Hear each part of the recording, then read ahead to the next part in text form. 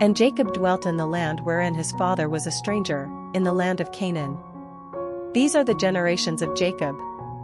Joseph, being 17 years old, was feeding the flock with his brethren, and the lad was with the sons of Bilhah, and with the sons of Zilpah, his father's wives, and Joseph brought unto his father their evil report. Now Israel loved Joseph more than all his children, because he was the son of his old age, and he made him a coat of many colors. And when his brethren saw that their father loved him more than all his brethren, they hated him, and could not speak peaceably unto him. And Joseph dreamed a dream, and he told it his brethren, and they hated him yet the more. And he said unto them, Hear, I pray you, this dream which I have dreamed. For, behold, we were binding sheaves in the field, and, lo, my sheaf arose, and also stood upright, and, behold, your sheaves stood round about, and made obeisance to my sheaf. And his brethren said to him, Shalt thou indeed reign over us? Or shalt thou indeed have dominion over us? And they hated him yet the more for his dreams, and for his words. And he dreamed yet another dream, and told it his brethren, and said, Behold, I have dreamed a dream more, and, behold, the sun and the moon and the 11 stars made obeisance to me. And he told it to his father, and to his brethren, and his father rebuked him, and said unto him, What is this dream that thou hast dreamed? Shall I and thy mother and thy brethren indeed come to bow down ourselves to thee to the earth? And his brethren envied him, but his father observed the saying. And his brethren went to feed their father's flock in Shechem. And Israel said unto Joseph, Do not thy brethren feed the flock in Shechem? Come, and I will send thee unto them. And he said to him, Here am I. And he said to him, Go, I pray thee, see whether it be well with thy brethren, and well with the flocks, and bring me word again. So he sent him out of the vale of Hebron, and he came to Shechem. And a certain man found him, and, behold, he was wandering in the field, and the man asked him, saying, What seekest thou? And he said, I seek my brethren, tell me, I pray thee, where they feed their flocks. And the man said, They are departed hence, for I heard them say, Let us go to Dothan. And Joseph went after his brethren, and found them in Dothan. And when they saw him afar off, even before he came near unto them, they conspired against him to slay him. And they said one to another, Behold, this dreamer cometh. Come now therefore, and let us slay him, and cast him into some pit, and we will say, Some evil beast hath devoured him, and we shall see what will become of his dreams. And Reuben heard it, and he delivered him out of their hands, and said, Let us not kill him. And Reuben said unto them, Shed no blood, but cast him into this pit that is in the wilderness, and lay no hand upon him, that he might rid him out of their hands, to deliver him to his father again. And it came to pass, when Joseph was come unto his brethren, that they stripped Joseph out of his coat of many colors that was on him. And they took him, and cast him into a pit, and the pit was empty, there was no water in it. And they sat down to eat bread, and they lifted up their eyes and looked, and, behold, a company of Ishmaelites came from Gilead with their camels bearing spicery and balm and myrrh, going to carry it down to Egypt.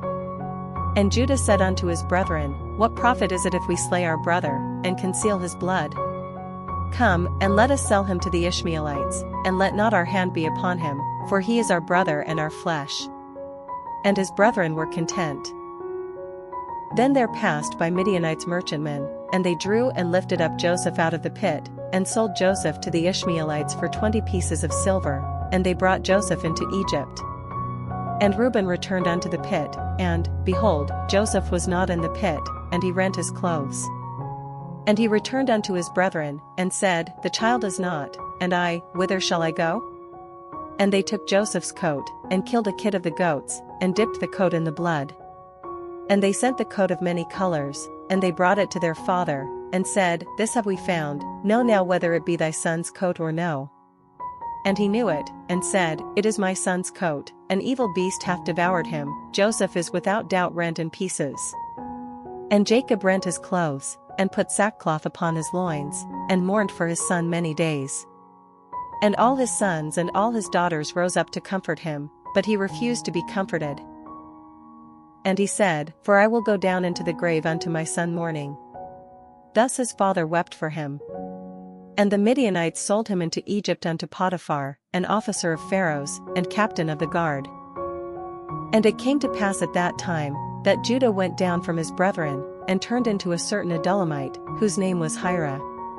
And Judah saw there a daughter of a certain Canaanite, whose name was Shua, and he took her, and went in unto her. And she conceived, and bare a son, and he called his name Er. And she conceived again, and bare a son, and she called his name Onan.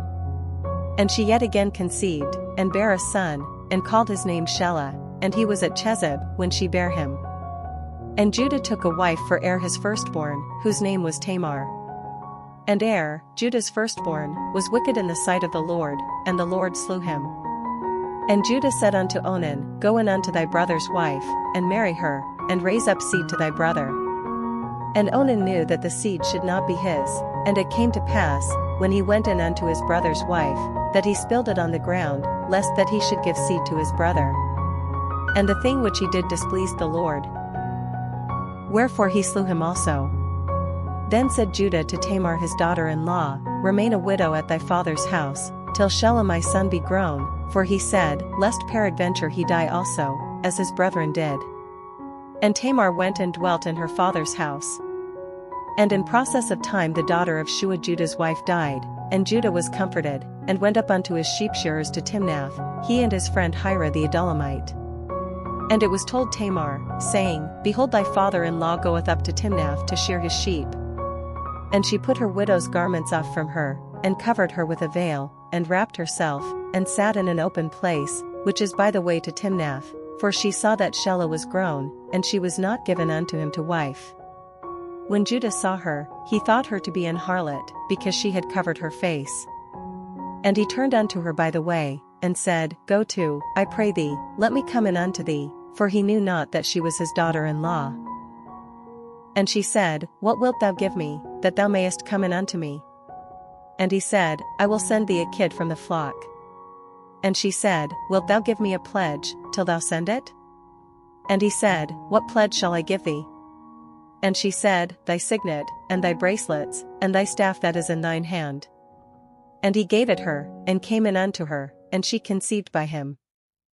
And she arose, and went away, and laid by her veil from her, and put on the garments of her widowhood.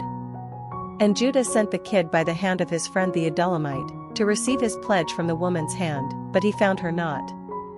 Then he asked the men of that place, saying, Where is the harlot, that was openly by the wayside?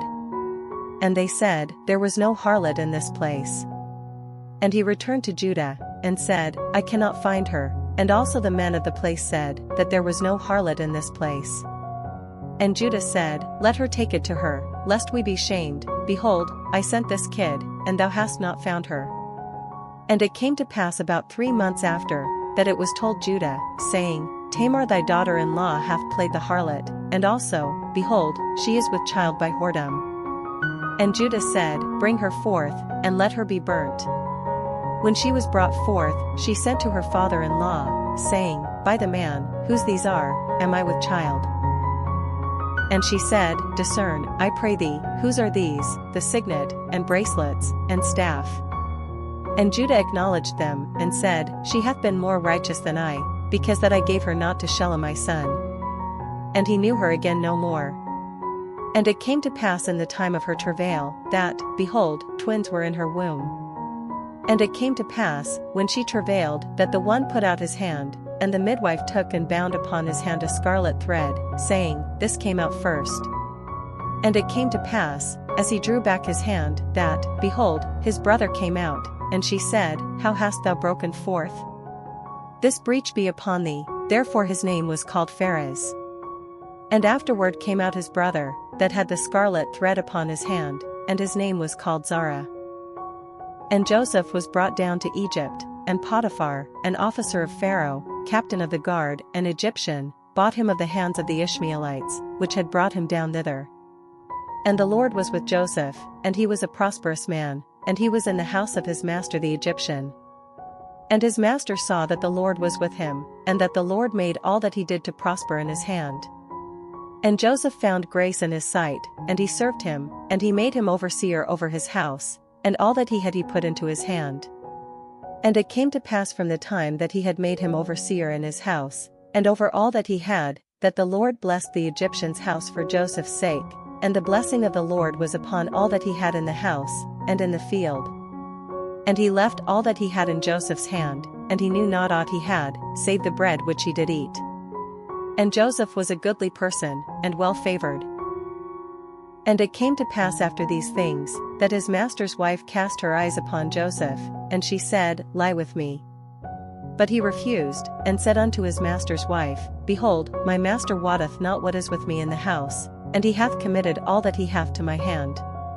There is none greater in this house than I, neither hath he kept back anything from me but thee, because thou art his wife. How then can I do this great wickedness, and sin against God? And it came to pass, as she spake to Joseph day by day, that he hearkened not unto her, to lie by her, or to be with her. And it came to pass about this time, that Joseph went into the house to do his business, and there was none of the men of the house there within. And she caught him by his garment, saying, Lie with me. And he left his garment in her hand, and fled, and got him out. And it came to pass, when she saw that he had left his garment in her hand, and was fled forth, that she called unto the men of her house, and spake unto them, saying, See, he hath brought in an Hebrew unto us to mock us. He came in unto me to lie with me, and I cried with a loud voice. And it came to pass, when he heard that I lifted up my voice and cried, that he left his garment with me, and fled, and got him out.